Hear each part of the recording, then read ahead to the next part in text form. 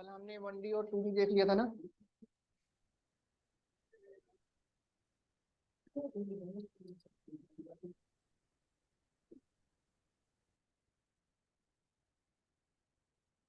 तो कल मैंने एक 2D एरे बनाना बताया था आप लोग को।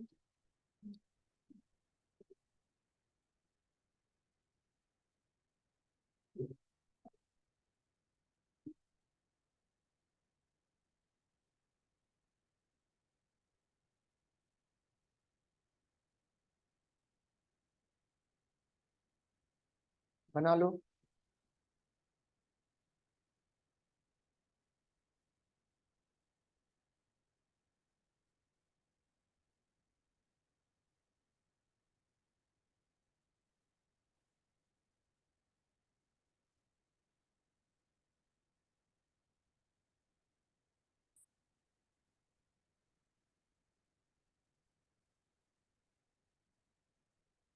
तो हमने ये एक 2D एरे बनाया 3x3 का ना।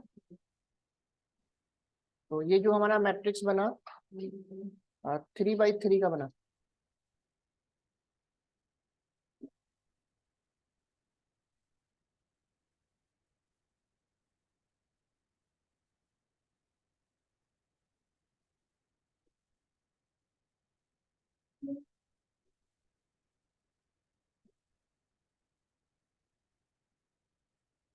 तो 3x3 का एक मैट्रिक्स बना लो।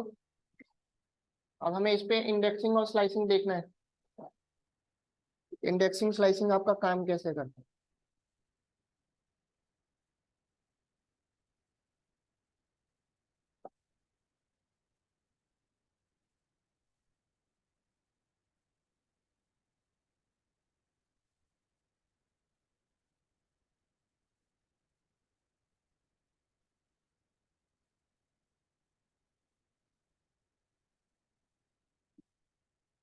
यहाँ तक हो गया सबका। वो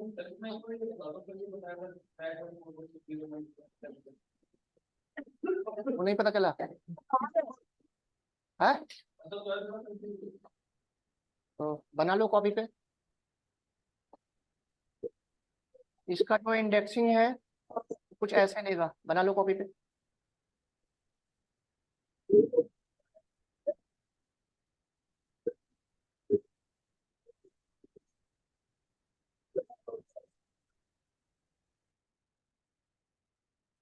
तो इसमें 3 रो 3 कॉलम होगा। तो पहला कॉलम है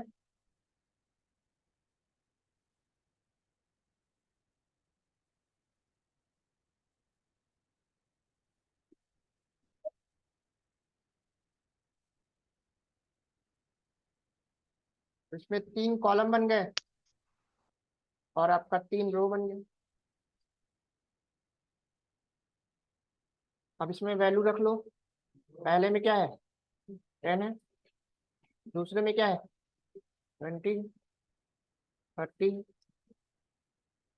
ऐसे कॉपी पे बना लो तभी समझ में आएगा। 40 है 50 है 60 70 80 90। अब मैंने बताया था इसका फॉरवर्ड और बैकवर्ड इंडेक्सिंग कैसे लेगा। तो ये 0 कॉलम ये 1 है और ये 2 है ना। और बैकवर्ड चलेंगे तो ये आपका -1 है ये -2 है और ये -3 है ना। और ये आपका 0 है ये 1 है ये 2 है ये -1 ये -2 और ये माइनस। इस तरह से बना लो।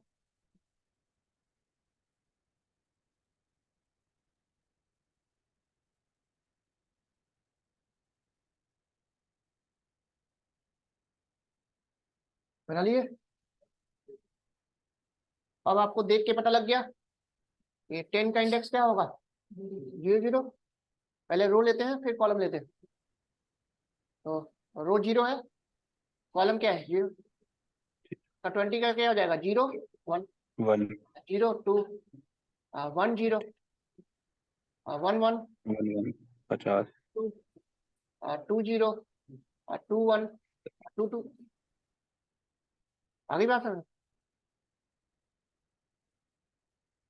कितना बना लिया सबने। जी बन गया। अब इसी पे आपको इंडेक्सिंग और स्लाइसिंग की प्रैक्टिस करनी है। तो अब फटाफट बताते चलो आप लोग कैसे काम करेगा। कितना नोट डाउन कर लिया सबने।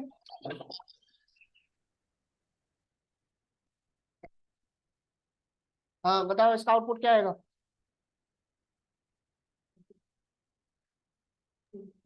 30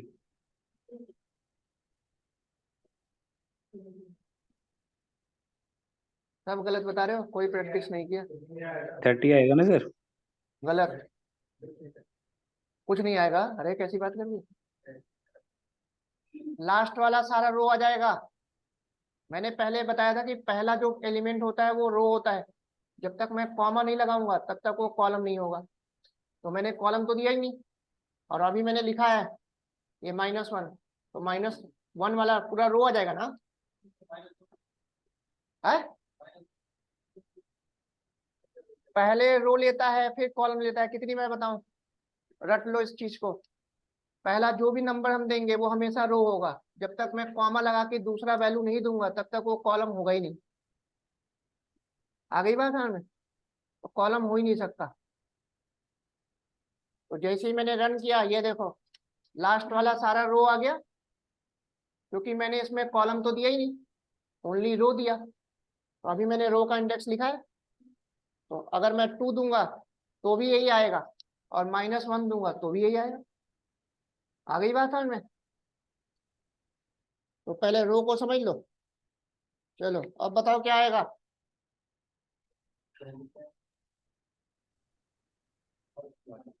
फर्स्ट वाला रो आ जाएगा। तो नया कुछ नहीं बता रहा हूँ मैं, ये सब ऑलरेडी बता चुका हूँ। इसी की प्रैक्टिस करने के लिए बोला था मैंने। और ये नहीं आया तो भूल जाना डेटा एनालिसिस, ठीक है, मशीन लर्निंग।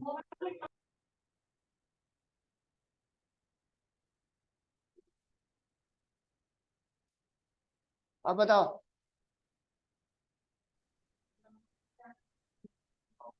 कुछ नहीं आएगा एरर आएगा, जी। ब्लैंक आ नहीं सकता, out of range, index error, -4 तो है नहीं। तो देखते ही आंसर आप लोगों को बताना है। तो चीजें वही हैं जो मैंने लिस्ट में बताया था, कुछ नया नहीं आ रहा, लेकिन प्रैक्टिस करना ही नहीं है आप लोगों को, जॉब मिल जाए बस, है ना। चलो और बताओ।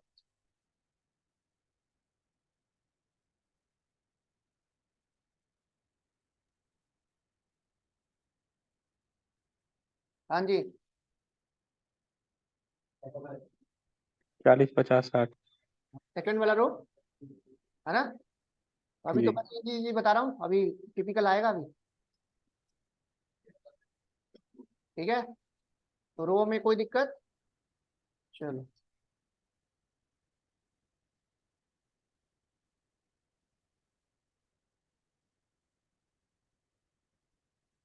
हाँ जी, अब बताइए सोच के।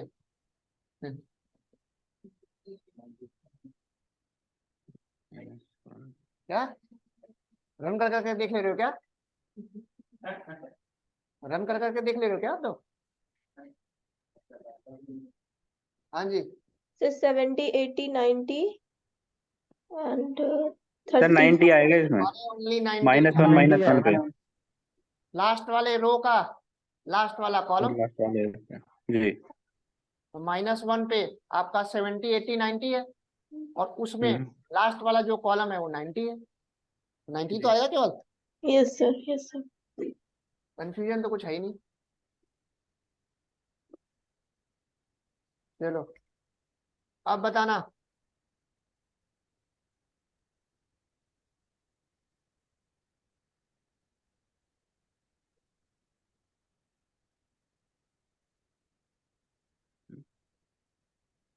सर बाय डिफॉल्ट 1 लेते हैं। रुक तो जाओ, भी तो लिख ही रहा हूँ मैं। और कॉलम का सोच तो लूँ, क्या करूँ।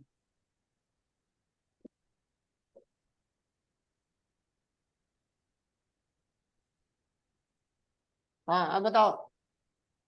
सर ये कॉलम क्यों दे? हाँ सर कुछ नहीं आना चाहिए मेरे हिसाब से इसमें।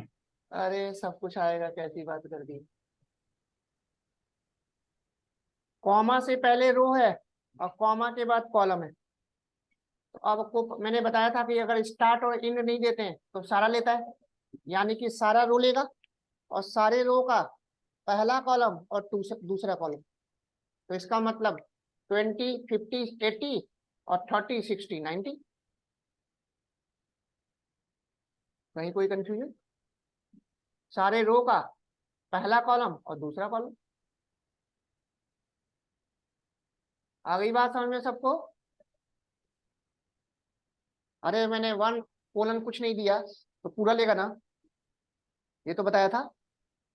1 से स्टार्ट हो रहा है कॉलम, तो कॉलम जब 1 से स्टार्ट होगा और मैंने लास्ट में कुछ नहीं दिया तो पूरा ही लेगा ना। तो 1 भी लेगा, 2 भी लेगा। आ गई बात समझ में? कुछ नया है? बस सोच ही नहीं पा रहे हो आप लोग।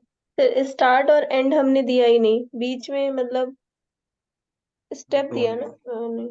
कुछ स्टेप नहीं दिया कॉलम मैंने, दिया। अभी तो 2 ही पैरामीटर दे रहा हूँ, स्टेप तो दिया ही नहीं मैंने। सर ये रो में भी तो कुछ भी नहीं दिया है। हाँ हाँ, तो सारा रो लेगा।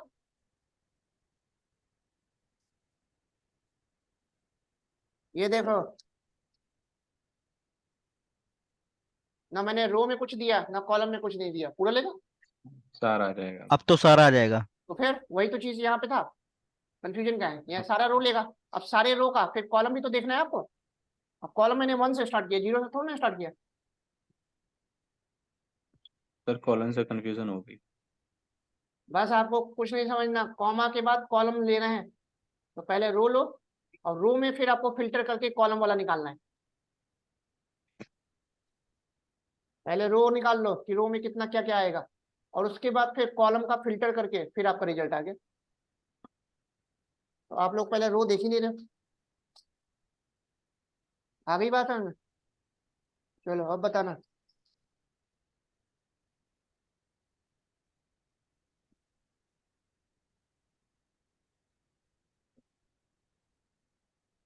हम्म। 70। अब बताओ। सर 70, 90, 90 आएगा। पूरी सर वैल्यू आएगी, टेबल उल्टा कर पूरा दीजिएगा। पूरा उल्टा हो जाएगा। उल्टे से। पूरा उल्टे उल्टा से हो हाँ। जाएगा। ये लो, उल्टे से हाँ। पूरे मैट्रिक्स को 90। मैंने उल्टा कर दिया, रो वाइज भी उल्टा कर जी दिया, कॉलम वाइज भी उल्टा कर दिया, रिवर्स कर दिया ना। क्लियर। क्लियर है, क्लियर है।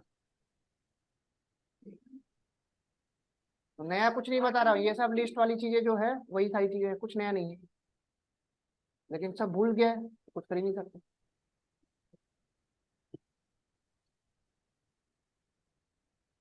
आ गई बात समझ में? हम्म। चलो अब बताना।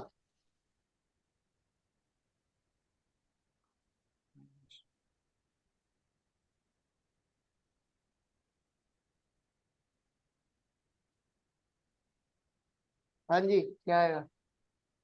माइनस है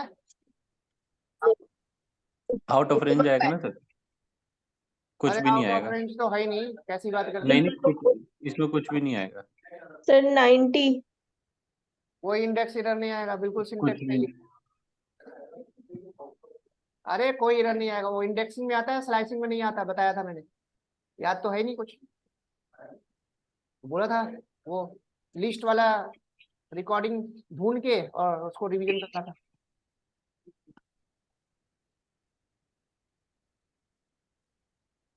तो इसमें ब्लैंक आएगा। आपको मैंने बताया था कि जब तक हम स्टेप में निगेटिव वैल्यू नहीं देंगे तब तक बैकवर्ड चल ही नहीं सकता। याद आया? तो ना तो मैंने रो में स्टेप दिया ना मैंने कॉलम में स्टेप दिया। तब जब तक मैं रो और कॉलम में थर्ड पैरामीटर में -1 नहीं दूंगा बैकवर्ड चल ही नहीं सकता। तो इसका आउटपुट क्या आएगा? ब्लैंक आएगा। आ गई बात समझ में? बताया था ना लिस्ट में, थर्ड पैरामीटर में जब तक आप निगेटिव वैल्यू नहीं दोगे बैकवर्ड चलता है। तो नहीं हमने यहाँ स्टार्ट और एंड तो दिया, स्टेप तो दिया ही नहीं। हाँ क्या हो गया, कहाँ दिया है स्टेप, कहाँ दिया है, start in, start in, step कहाँ दिया। स्टेप अगर मैं देता तो कुछ ऐसे होता। अब आपका ये चलेगा,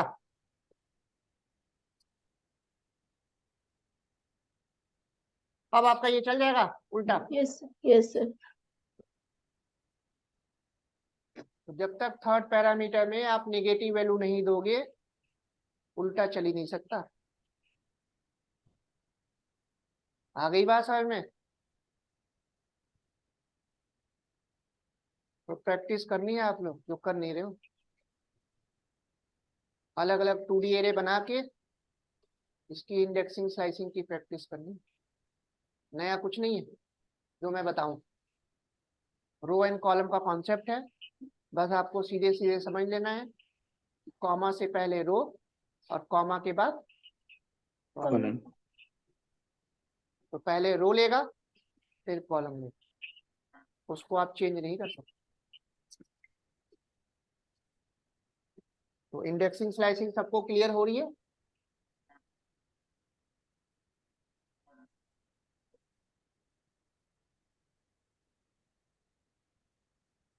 चलो अब बताना।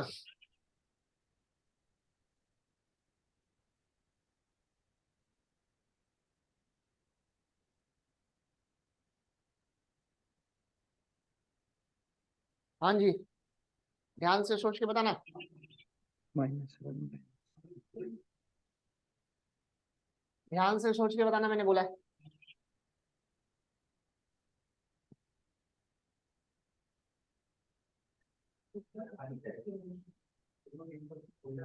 अरे खाली तो आएगा ही नहीं, वैल्यू आएगी 80 50।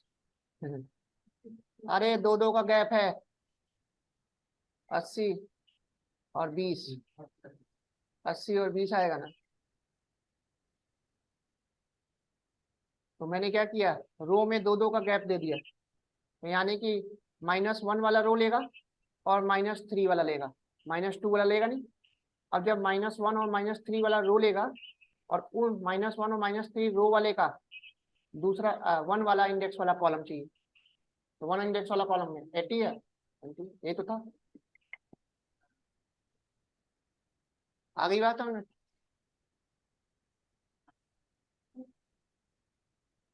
तो जब तक इस चीज को आप लोग कर करके नहीं देखोगे कुछ नहीं समझने वाला, मैं कितना भी बता दूं आने वाला नहीं, भूल जाना।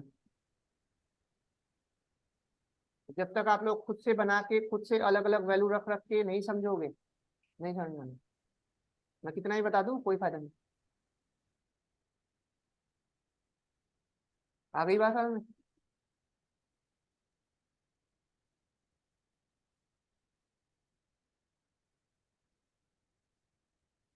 चलो अब बताओ।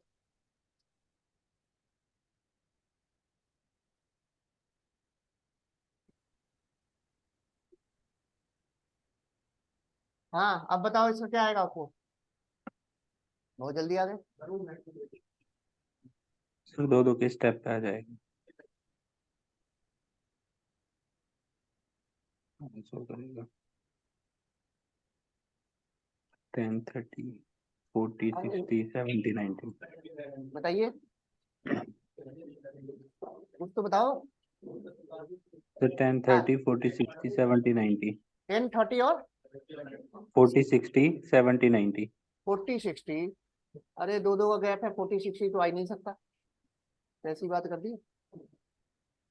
दो दो का गैप है, 10 30 सॉरी 70 90। 70 90। हाँ सॉरी। दो दो का गैप है दोनों में, रो में भी और कॉलम में। कॉलन में भी। तो 0 2 लेगा। आ गई बात समझ में। जी 0 2 रो का, 0 2 कॉलम का। आ गई बात समझ में। अब आ रहा है आप लोगों को थोड़ा थोड़ा समझ में जी। है।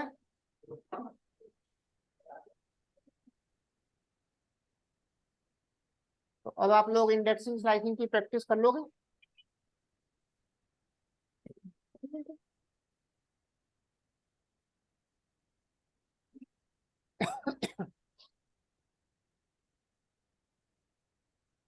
ममता, इन्होंने लिया नहीं है।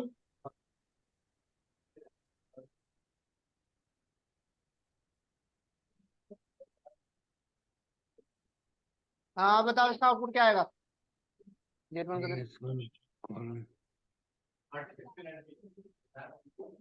वो तो रन कर करके देख रहे हो क्या? कैसे कैसे बताने लगे? रिवीजन करके आए हो क्या? रिवीजन करके आए हो क्या? तुमने तो सही कर लिया चेंज करके फुल स्टैक।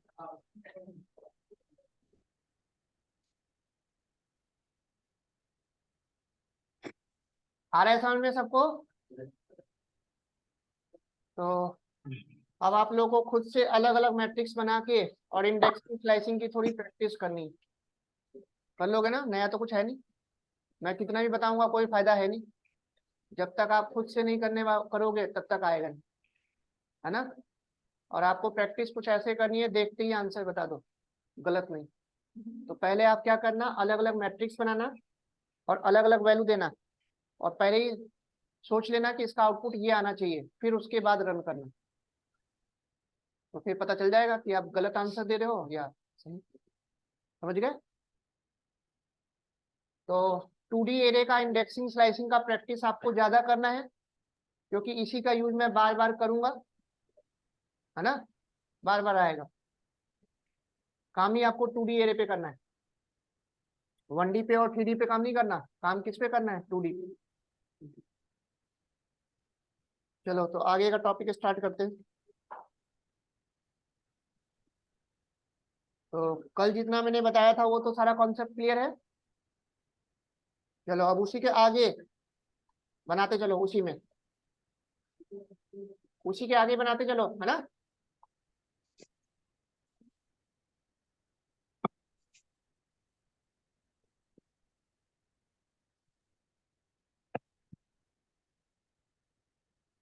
मैंने एक 2D एरे बनाया, या इससे पहले दो चीजें नोट कर लो। अब ये आपसे इंटरव्यू में पूछा जाएगा, तो हेडिंग डालो, चाहो तो उसी जुपिटर में लिख लो, पैराग्राफ बना के मार्क डाउन करके ना, difference between range and A range.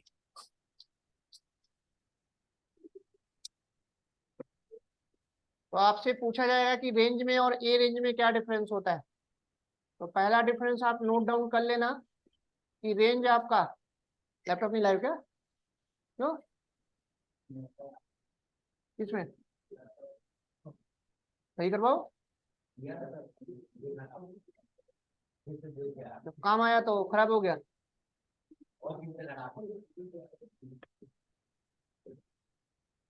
तो पहला डिफरेंस लिख लेना कि रेंज जो है लिस्ट बनाता है, और arange numpy array बनाता है। तो रेंज हमेशा लिस्ट रिटर्न करेगा और arange numpy array. पहला डिफरेंस क्लियर? और ए रेंज का फुल फॉर्म लिख लेना, एरे रेंज। ए रेंज का फुल फॉर्म एरे रेंज। तो ये चीज हमेशा आपको याद रखना है कि जो रेंज है वो लिस्ट बनाएगा, और ए रेंज क्या बनाएगा? नमपाई एरे। रेंज को आप डायरेक्ट यूज कर सकते हो, ए रेंज को आप डायरेक्ट यूज नहीं कर सकते। इसके लिए नमपाई लाइब्रेरी आपको इंपोर्ट करनी होगी, क्योंकि उसी नमपाई लाइब्रेरी के अंदर पहले से डिफाइंड होता है। आ रही बात समझ? अब आपको जब मैंने रेंज बताया था, तो किसी को याद है रेंज में हम मिनिमम पैरामीटर कितना देते हैं और मैक्सिमम कितना देते हैं? किसी को याद नहीं होगा? कौन कौन सा है? पहला स्टार्ट होता है, फिर तीसरा, तो रेंज में मैंने आपको बताया था कि मिनिमम 1 पैरामीटर और मैक्सिमम 3 पैरामीटर देना हो। तो इन 2 स्टेप ऑप्शनल है, 2 या ना 2 काम करता है। तो अब लिख लेना ए रेंज में, ए रेंज यूज करने के लिए सबसे पहले तो आपको numpy इंपोर्ट करना है और इसी numpy के अंदर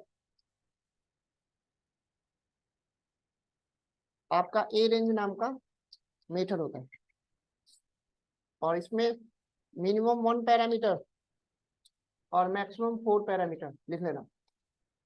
मिनिमम 1 और मैक्सिमम 4। तो एक नया पैरामीटर इसमें ऐड हो गया, डी टाइप, क्योंकि रेंज में लिस्ट में डेटा टाइप का कॉन्सेप्ट होता नहीं है, तो वहां पे डी टाइप नहीं होता। तो ए रेंज में लिख लेना मिनिमम 1 पैरामीटर और मैक्सिमम 4 पैरामीटर। पहला पैरामीटर देना मैंडेटरी है, बाकी के 3 पैरामीटर क्या है, ऑप्शनल। और काम ये भी वही करता है जो रेंज करता है ना। अब एग्जाम्पल देखें तो ये 2-3 डिफरेंस नोट कर लिया सबने। तो रेंज और ए रेंज में डिफरेंस क्लियर। तो ये आपसे पूछेगा ही पूछेगा,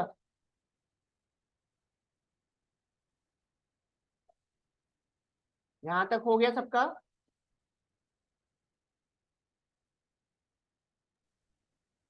तो अब इसका एग्जाम्पल देख लेते हैं। तो रेंज तो आप लोगों को आता ही है।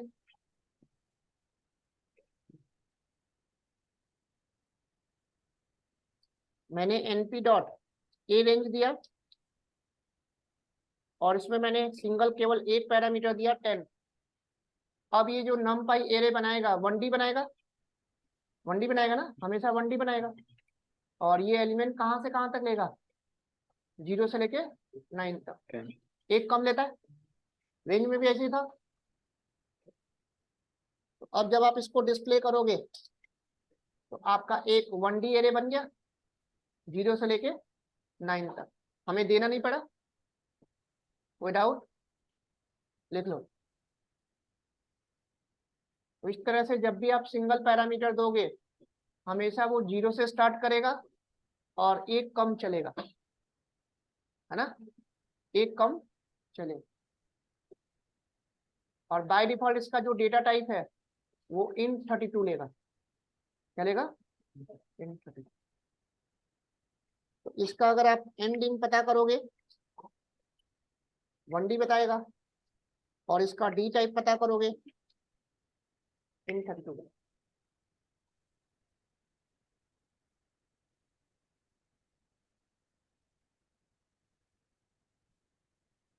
यहां तक बात सबको समझ में आ गई। तो लिस्ट बनाने के लिए रेंज यूज करोगे और numpy एरे बनाने के लिए क्या यूज करोगे, ए रेंज। क्लियर, यहां तक सबका हो गया।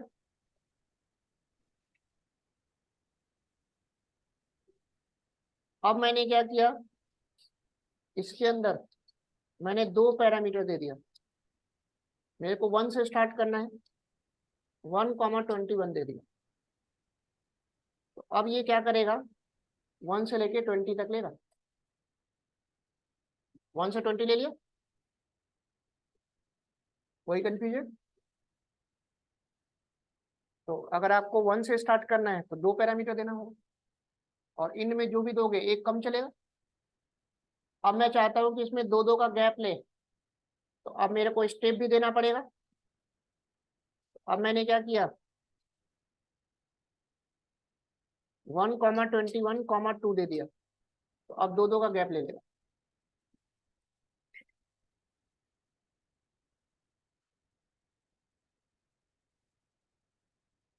यहां तक बात सबको समझ में आ गई। तो रेंज में और ए रेंज में ज्यादा कुछ डिफरेंस है नहीं, काम वही है, बस वो लिस्ट बनाता है और ये क्या बनाता है, numpy एरे। क्लियर। अब मान लो मेरे को इसका डेटा टाइप चेंज करना है। बाय डिफॉल्ट ये इंटीजर ले रहा है, मेरे को फ्लोट बनाना है। तो मैं कुछ नहीं करूंगा, np dot a range 1,21, 2, d type float दे दूं। अब जब मैं रन करूंगा, अब आपका फ्लोट बन गया, और अब आप इसका डी टाइप पता करोगे तो फ्लोट 64 आए। तो इस तरह से ए रेंज में आप चारों पैरामीटर का यूज करके आप ये सारी चीजें कर सकते हो। तो चारों पैरामीटर का यूज क्लियर हो गया, कोई कंफ्यूजन? तो डी टाइप का यूज करके आप कोई भी डेटा टाइप इसका चेंज कर सकते हो। बाय डिफॉल्ट क्या लेता है? इंटीजर लेता है। अब इसका आपका टाइप क्या हो गया? फ्लोट हो गया। क्लियर?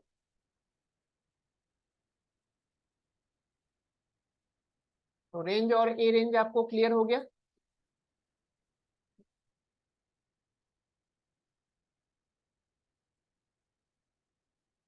हाँ, यहाँ तक नोट डाउन कर लिया सबने? पीछे हो गया सबका?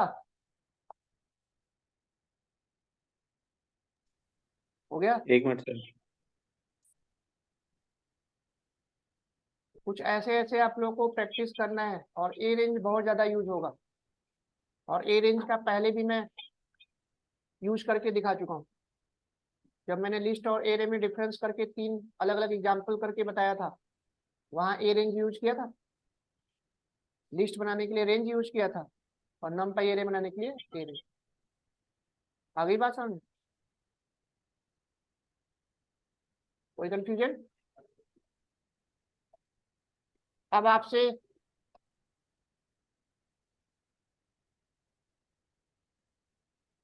अब इसमें 2 चीजें होती हैं। एक आपका रीशेप होता है, हेडिंग डालो, difference between reshape and resize.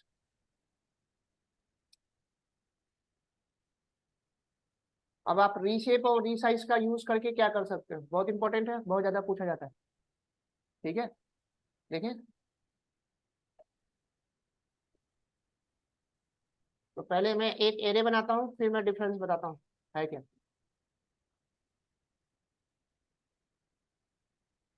मान लो मैंने एक 2D एरे बनाया,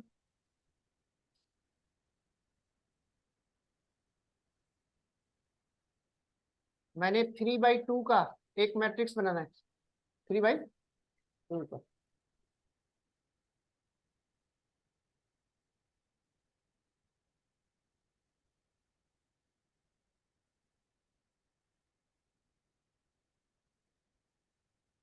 ये बना लो।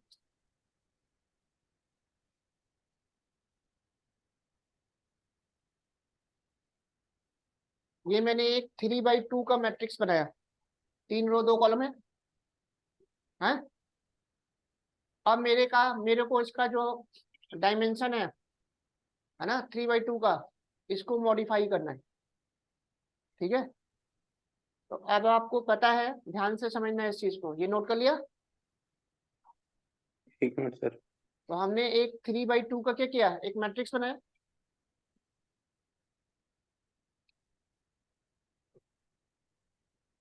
अब इसके डायमेंशन को आपको क्या करना है? मॉडिफाई करना है। तो जो आपने 3x2 का मैट्रिक्स बनाया है ना,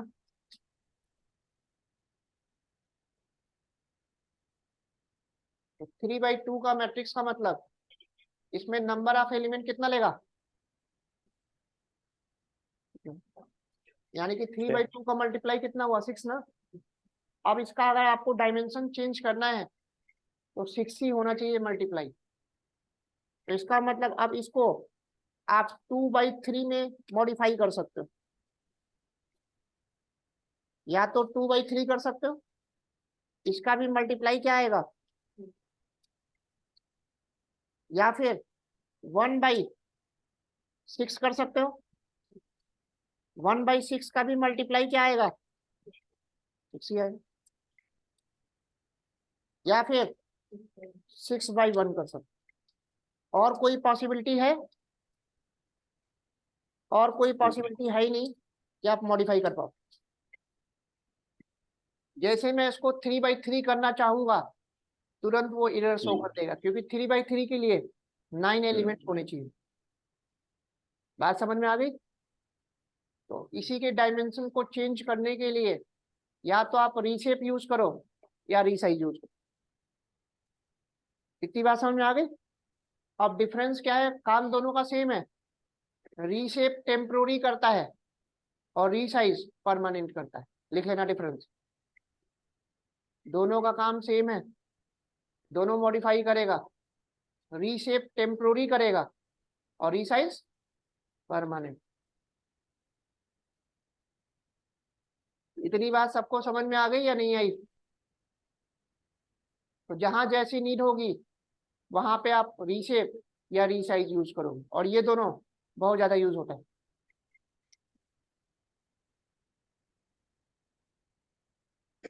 इतनी बात समझ में आई नहीं आई? अब करके दिखाऊं? हाँ, अरे नोट डाउन कर लिया था ना? ठीक, ये सब बहुत इंपॉर्टेंट टॉपिक बता रहा हूँ।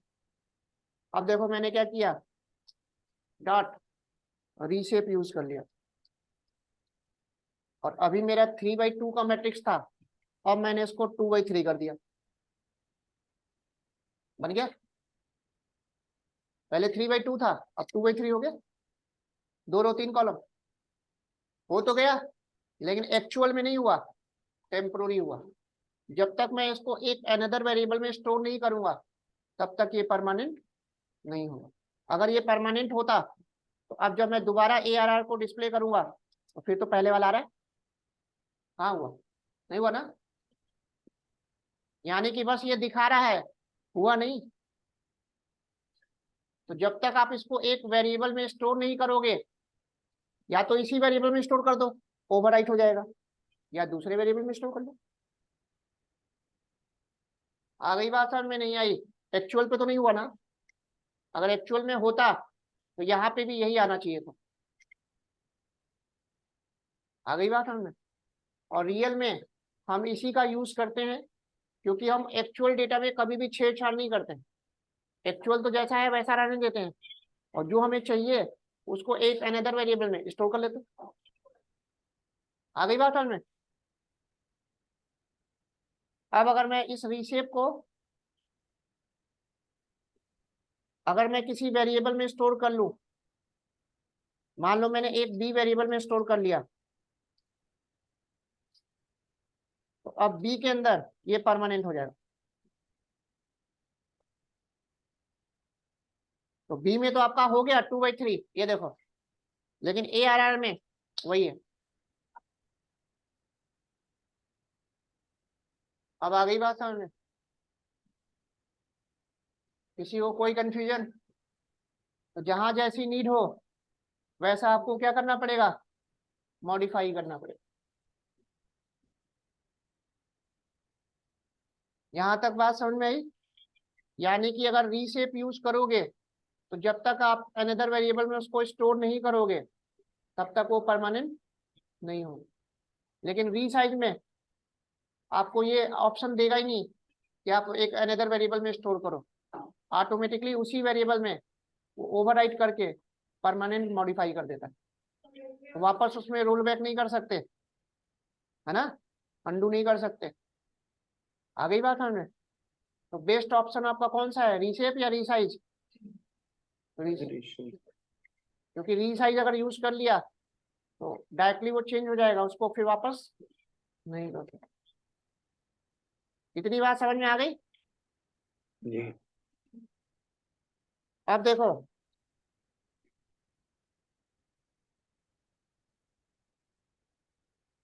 मैं इसको 2/3 भी कर सकता हूँ, 1/6 भी कर सकता हूँ। एक रो 6 कॉलम, या फिर 6/1 कर लो, 6 रो 1 कॉलम। और जैसे ही आपने 3/3 कर दिया तुरंत एरर शो कर दे। सीधे सीधे बता रहा है, क्या बता रहा है? साइज 6 है और आप 3/3 दे रहे हो, ले नहीं सकते। तो ये चीज ध्यान देना है कि रीशेप क्लियर हुआ आप लोग को, रीशेप का यूज। सर एक बार फिर से क्लियर करिए। रिसाइज से रीशेप टेम्पोररी करता है और रिसाइज परमानेंट। परमानेंट। तो अभी आपके पास ये एरे बना है 3/2 का है ना। जब भी आपको मॉडिफाई करना है, मान लो इसको आप 2/3 बनाना है, तो मैंने क्या किया, रीशेप यूज किया। और रीशेप में जब मैंने 2/3 किया तो ये 2 रो 3 कॉलम बन तो गया है ना, लेकिन परमानेंट नहीं बना। नहीं। अब दोबारा मैं ARR कर रहा हूँ तो पहले जैसा आ रहा है, लेकिन अब यहीं पे अगर मैं रीसाइज यूज कर लूँ, रीसाइज 2/3, अब ये परमानेंट कर देगा। ये देखो परमानेंट कर दिया, पूछेगा नहीं आपसे। तो रीशेप में और रीसाइज में यही मेजर डिफरेंस है, नोट कर लेना। सर जैसे रीसेव का है तो रीसेव को अगर हम अदर वेरिएबल में सेव करके करेंगे तो परमानेंट हो जाएगा वो। हाँ जी, सेम वेरिएबल में नहीं होगा।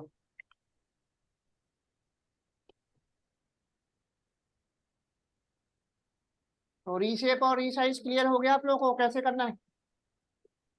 बस ये 2 डिफरेंस याद रखना है कि रीशेप आपका टेम्पोररी करता है और आपका रीसाइज परमानेंट।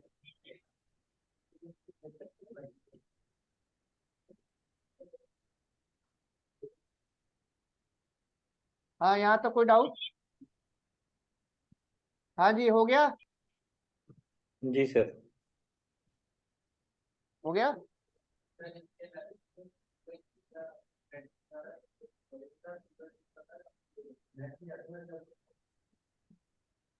पहले मैट्रिक्स तो बना लो सही से।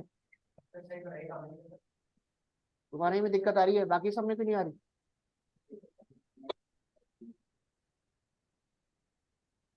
चलो आगे देखो। तो अब आपसे ये रेंज और ए रेंज में डिफरेंस और रीशेप और रीसाइज में डिफरेंस पूछेगा, ठीक है। तो ये याद रखना, बहुत ज्यादा यूज करेंगे। अब जो मैंने आप लोगों को ए रेंज बताया और रीशेप बताया, इन दोनों का यूज करके आपका 2D और 3D एरे बनाना बहुत आसान हो गया। कैसे, समझ लो।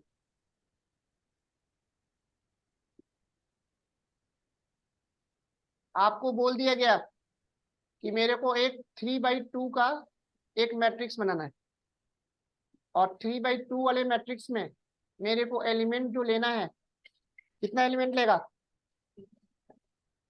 तो एलिमेंट जो मेरे को लेना है वो 0 से लेके 5 तक लेना है। हैं? तो आप क्या करोगे, अगर नॉर्मली आप बनाओगे तो कुछ ऐसे बनाना पड़ेगा।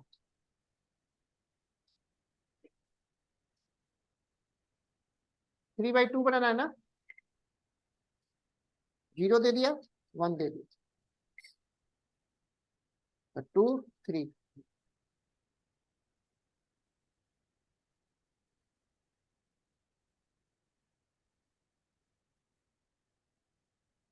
फोर।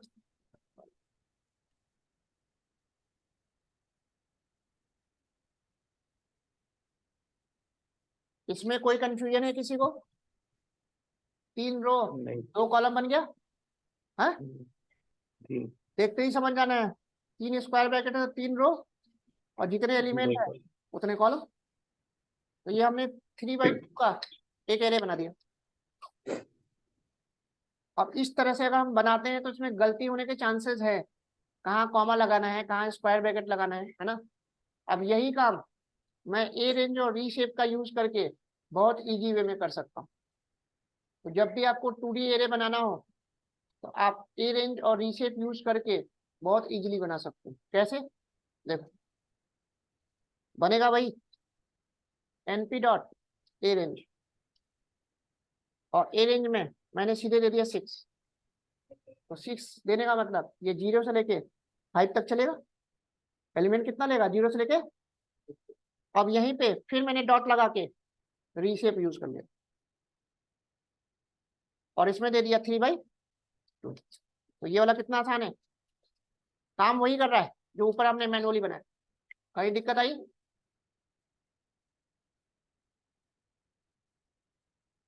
तो ये एडवांटेज होता है कि आप ए रेंज और रीशेप का यूज करके कोई भी मैट्रिक्स बहुत इजीली बना सकते हैं। इसमें गलती होने के चांसेस 9 के बराबर है, नोट कर लो। तो जो काम हमने मैनुअली किया वही काम हमने ए रेंज और रीशेप। बात समझ में आ गई सबको? नोट कर लो। तो ऐसे ऐसे जब भी हमें 2D एरे बनाना होगा तो ये ए रेंज और मैं रीशेप यूज करूंगा बार बार, है ना।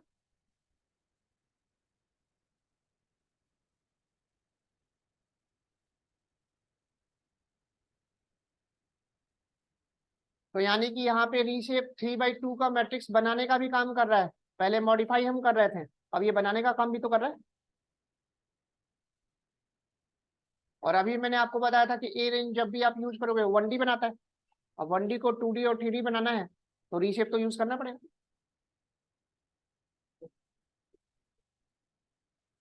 क्लियर हो गया यहाँ तक? अब आप लोग को रीशेप का एडवांटेज समझ में आ गया कैसे कैसे हो रहा है। चलो आगे देखो। अब नेक्स्ट क्वेश्चन आपसे पूछा जाएगा।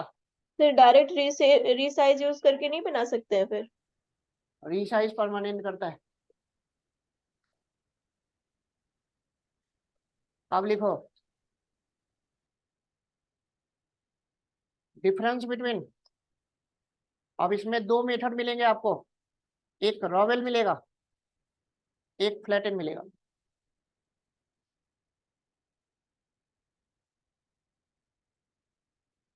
तो हेडिंग डालो डिफरेंस बिटवीन रॉवेल एंड फ्लैटन।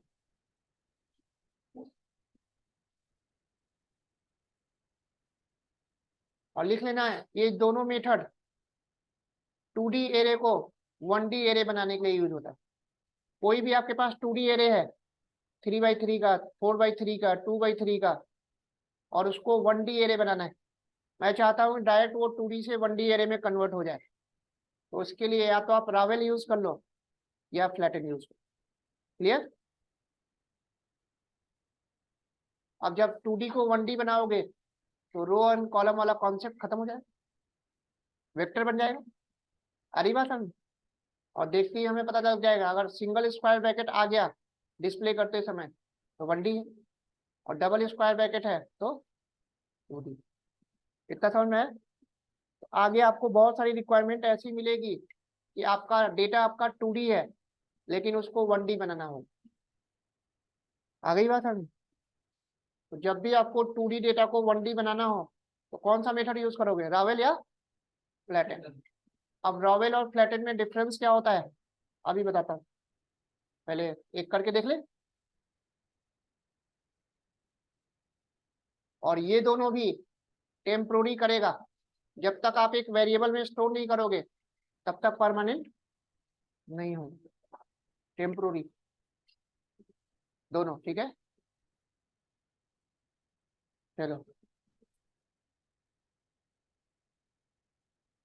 तो अब मैं क्या करता हूं,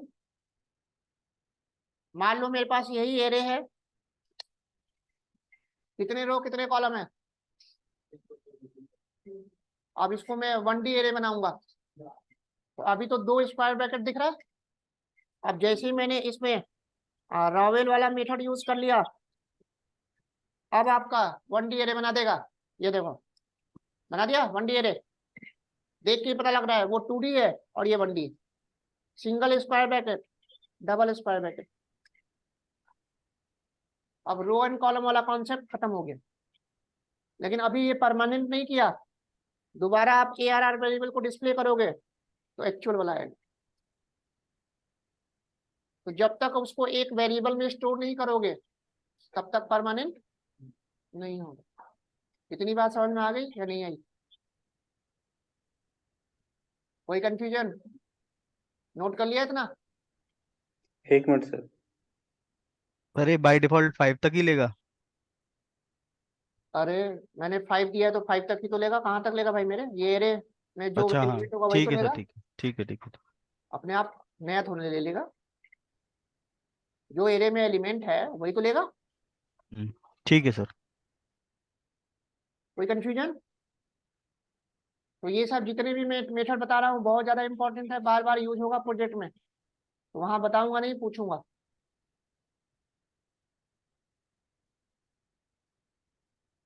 इतना क्लियर। अब मैं क्या करता हूँ, एक वेरिएबल में स्टोर कर लेता हूँ। तो मैंने अब जो है इसको एक वेरिएबल में स्टोर कर लिया, तो इसका मतलब सेम वही डेटा बी में आपका 1D बन गया, और वही डेटा ARR वेरिएबल में क्या है, 2D है। कोई दिक्कत। और मैंने बताया था कि जब भी हम सेव करेंगे अनदर वेरिएबल में करेंगे, सेम वेरिएबल पे नहीं करते, एक्चुअल डेटा पे हम कभी भी छेड़छाड़ नहीं करते, एक्चुअल जो है वो रहने देते हैं, है ना। अब देखो इसके अंदर तो 2D ही है, लेकिन बी के अंदर क्या है, 1D। इतनी बात समझ में आ गई सबको, नहीं आई? जब तक आप एक अनदर वेरिएबल में स्टोर नहीं करोगे तब तक ये परमानेंट नहीं होगा। तो पहले हम चेक कर लेते हैं कि बना कैसे रहा है, और जब हमारे अकॉर्डिंग अगर सही है तो उसको फिर एक वेरिएबल में स्टोर कर लेते हैं। इतना क्लियर। अब एक बात याद रखना, यही काम फ्लैटन भी करेगा। डिफरेंस क्या है, ध्यान से सुनना। और रावेल जो है, जो हमारा 2D को 1D बनाया, वो सेम उसी एड्रेस पे काम करता है जिस एड्रेस पे आपका 2D बना है। यानी कि यहाँ पे इसकी अलग मेमोरी एलोकेट नहीं होती। अब इसका एडवांटेज क्या होगा, ये जो बी है 1D एरे, इसके किसी भी एलिमेंट में मैं चेंज करूंगा, ऑटोमेटिकली 2D के एरे में भी वही एलिमेंट चेंज हो जाए। आ गई बात में। अभी आपको दिख रहा होगा कि 1D में भी 0 से लेके 5 तक एलिमेंट है, और 2D में भी 0 से लेके 5 एलिमेंट। अब मेरे को किसी भी एलिमेंट को मॉडिफाई करना है। अब देखो मैं चेंज कर रहा हूँ बी में, लेकिन ए में भी ऑटोमेटिक चेंज हो जाएगा। ये देखो, अब चेंज करना तो आप लोग को आता ही है। अरे किसी एलिमेंट को चेंज करना लिस्ट में बताया था ना, वही तो करेंगे यहाँ पे। अब जैसे मान लो मेरे को ये 2 की जगह पे ना, 2 की जगह पे 9 करना है, तो मैं क्या करूंगा, 2 इंडेक्स, और यहाँ पे क्या डाल दूंगा, 9। यानी कि बी के 2 इंडेक्स पे मैंने 9 डाल दिया, तो अब 2 की जगह पे क्या आ गया, 9। हो गया। अब मैं बी को जब डिस्प्ले करूंगा तो चेंज हो चुका, ये देखो, हो गया ना। अब ARR को भी अगर चेक करूंगा तो वहां पे भी 2 की जगह पे क्या हो जाना चाहिए, 9। ये देखो, हो गया। लेकिन यही चीज जब मैं फ्लैटन में करूंगा तो वहां पे जस्ट उसका एक अलग कॉपी बनाता है, अलग मेमोरी एलोकेट होती है। आ गई बात समझ में। यहाँ पे वो एड्रेस पे काम कर रहा है, रेफरेंस एड्रेस पे, और वहां पे ऐसा नहीं होता। वहां पे बी में चेंज करोगे, ए में चेंज। आ गई बात समझ में। ये कॉन्सेप्ट क्लियर हुआ। अब एक बार रावेल और फ्लैटन में डिफरेंस पढ़ लो। 4 डिफरेंस है, ये मैं गूगल क्लासरूम में शेयर कर दूंगा, और ये इंटरव्यू में बहुत ज्यादा पूछते हैं, रावेल में और फ्लैटन में डिफरेंस। पढ़ लो एक बार फटाफट। इमेज है,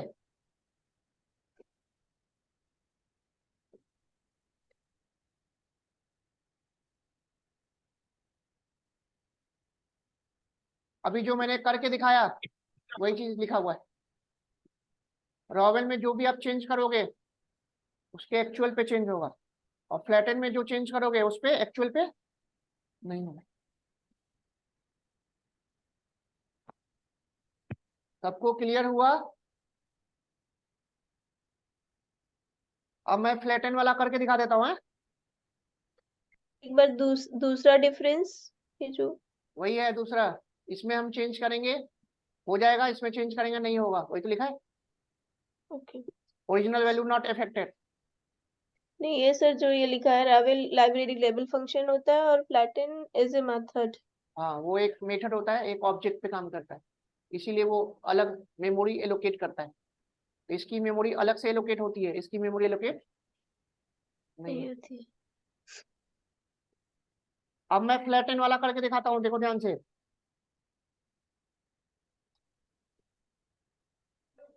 वही एरे बना दिया मैंने,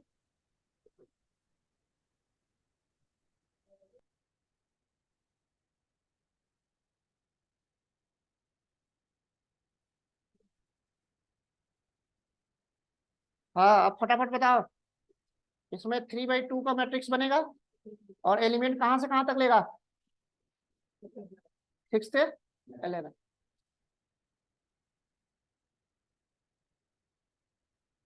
अब मैं यहाँ पे फ्लैटन यूज कर रहा हूँ, है ना? तो फ्लैटन भी यही काम करेगा जो रॉवेल करता है। ये देखो, 1D अरे बना दिया। एक्चुअल पे कोई इफेक्ट पड़ा? सब सेम हो रहा है। अब मैं बी में चेंज करूंगा, ए में, ARR में चेंज नहीं हो। ये देखो, अब बी के 2 इंडेक्स पे, है ना, मैंने 14 कर दिया, तो बी में चेंज हो गया ना, हो गया चेंज। लेकिन ARR में वही है जैसा का तैसा, कुछ हुआ चेंज? तो अब आप लोग को रॉवेल और फ्लैटन दोनों में डिफरेंस अच्छे से समझ में आ गया होगा। आ गई बात समझ में? तो जहां जैसी रिक्वायरमेंट होगी वहां पे आप रॉवेल या फ्लैटन यूज करो, काम दोनों का सेम। दोनों 2D एरे को क्या बना देगा? 1D array. अब आप लोगों को थोड़ा थोड़ा समझ में आ रहा है नमपाई के फंक्शंस मेथड, रेंज, ए range, reshape, resize, ravel, flatten. तो यही सब चीजें बहुत ज्यादा यूज होने वाली, जिसकी आपको प्रैक्टिस करनी है। कोई प्रोग्रामिंग तो है नहीं, रटने वाली चीजें है, प्रैक्टिस है, बस कुछ है नहीं। आ गई बात में? भाई कोई कंफ्यूजन?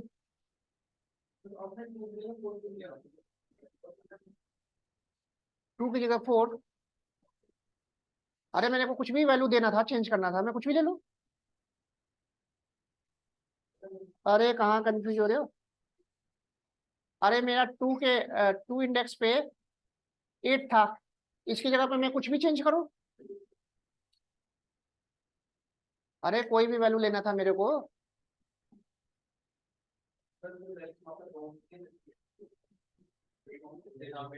अरे कुछ भी दे सकते हो तुम,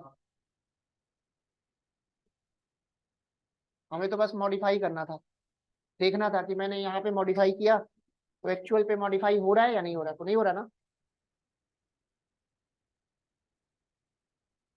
हाँ जी, आप लोगों को यहाँ तक कंसेप्ट समझ में आ गया कैसे कैसे करना है? तो इन्हीं सब मेथड्स का आगे रियल लाइफ जब प्रोजेक्ट करेंगे तो उनका यूज होना है, ठीक है? तो ये सब चीजें जब पता होगी तभी आप कर पाओगे, अदरवाइज नहीं कर। और इंटरव्यू में ये सब चीजें पूछेंगे ही पूछेंगे। रीशेप, रीसाइज में डिफरेंस बताओ, रॉवेल, फ्लैटन में डिफरेंस बताओ, रेंज, ए रेंज में डिफरेंस बताओ। समझ गए? चलो आगे देखो।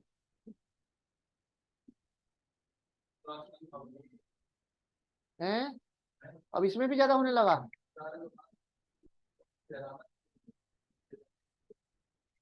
साथ साथ क्यों नहीं कर रहे हो भाई?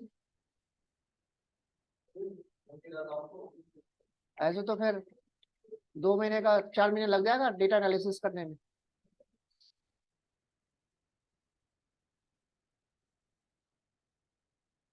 अब इसमें तो कुछ है ही नहीं, साथ साथ बनाओ, साथ साथ नोट्स बनाओ। इसीलिए तो बोलता हूँ साथ साथ बनाओगे तो फटाफट हो जाएगा। अब सोचोगे रिकॉर्डिंग देख के हम इसका नोट्स बनाए तो 4 घंटे लगेंगे रिकॉर्डिंग देख के नोट्स बनाने में, और साथ साथ बना लिए टाइम बच जाएगा आपका। तो इसीलिए बोला हूँ मैं कि साथ साथ आप लोग बनाओ। साथ साथ सर इसको बनाने का एडवांटेज ये होगा डेस्कटॉप, कि घर पे जाके ना फिर से आप रिवीजन कर सकते हो, आपको टाइम नहीं देना फिर से बनाने का। आ गई बात समझ में? फटाफट उसको कर्नल को रीस्टार्ट किए और रन कर करके देख लिए, फिर एक बार अच्छे से समझ लिए, फिर उसके बाद फिर नया एक जुपिटर फाइल बनाओ और फिर से बिना देखे अपना करना चालू कर दो।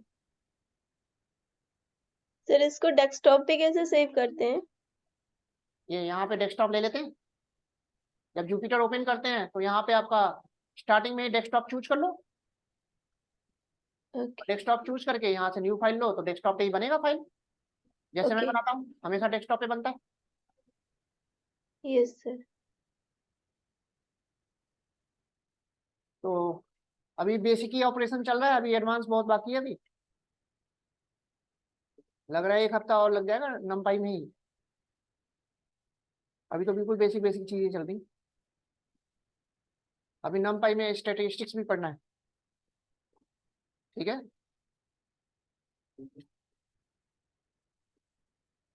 चलो इतना आज आप लोग कर लेना, अब कल आगे कंटिन्यू करते हैं। तो ये सारा प्रैक्टिस कर लेना प्रॉपर, है ना।